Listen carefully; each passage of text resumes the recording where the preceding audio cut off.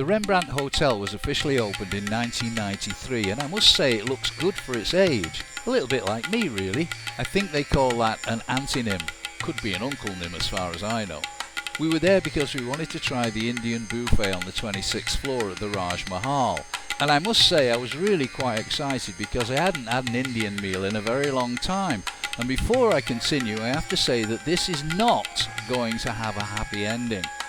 The restaurant was very spacious and the decor itself gave you the impression that we were back in the days of the Raj. We were welcomed at the door by the F&B manager who very kindly showed us to our seats and then took us to where the food was laid out and described everything for us, which was very kind of him. But I'm not going to show you the food just yet. I'll show you that a bit later. Now, one of the things you have to watch out for is a little trick that some restaurants use. I call them fillers. Fillers are when the waiter comes to you with something on a plate and gives it to you without you even asking for it. And it's usually substantial food that fills you up pretty quickly. It's like a lentil pancake and it's got potatoes in the middle. And then you've got this coconut sauce thing going on.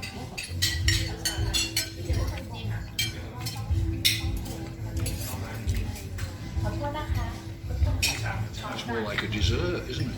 When we were eating, my missus told me not to speak with my mouth full, hence the burqa look. A large amount of the staff were actually Indian themselves, and it was quite weird because most of them didn't look very happy. Whereas a lot of the Thai staff were very attentive, very helpful, and constantly coming and filling our very ornate water glasses. Now, the Raj Mahal is a perfect place to have a romantic dinner, especially at night time, because the scenery at night is going to look beautiful. In the daytime, not so much. Fun fact, when the English occupied Australia all those years ago, they tried to wipe out the indigenous race, the Aborigines, and so what they did was they poisoned their food supplies. But the Aborigines didn't die.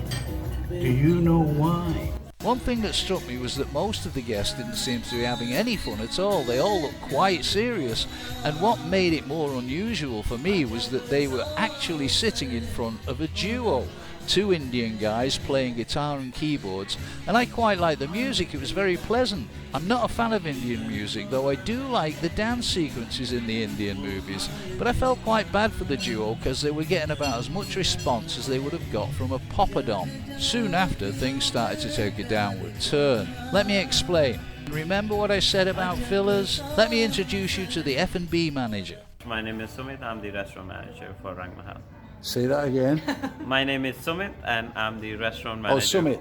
Sumit. You Okay. can call me Sam as well. Sam, no, Yes, because sir. when you said it at first, I thought your name was Summit Restaurant Manager. No. So from here, we'll be having the masala tea.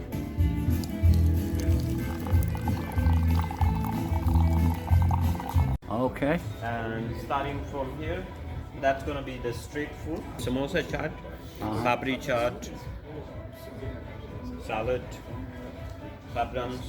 From here, this menu is unique because we are doing menu differently. That's the paneer korma, Okay. carrot and bean. That's gonna be the potato putu, coconut rice. Then we have mopa biryani. That's gonna be the chicken Yeah. chettinad. So Yeah. lamb pepper fry, the alapi fish curry. Here we have some classic Indian desserts. It's rasmalai. That's the soft coated cheese soaked in a sweet milk with the pistachio. Uh-huh. Here we have the paisam. That's rice and jaggery. Uh-huh. We have gulab jamun, one of the most classic dessert. It's Yeah. a refined flour dumpling soaked in a sugar syrup. So Yep. that's really sweet, but one of the most common dessert in India. Yeah. That's the moong dal halwa. We make pudding out of it, fresh fruits, assorted pastry and mousse. And we have got assorted ice cream. Thank you so much. Thank you, Summit. So, as I said earlier on, how come when the English occupied Australia, they tried to get rid of the Aborigines by poisoning their food, but the Aborigines didn't die. And the reason for that was they clean their teeth with charcoal, and charcoal absorbs poison.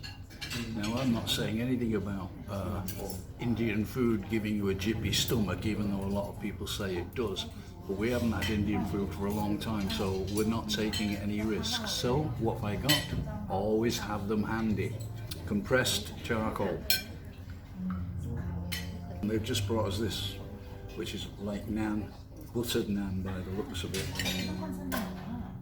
It looks lovely. I don't know where to put anything.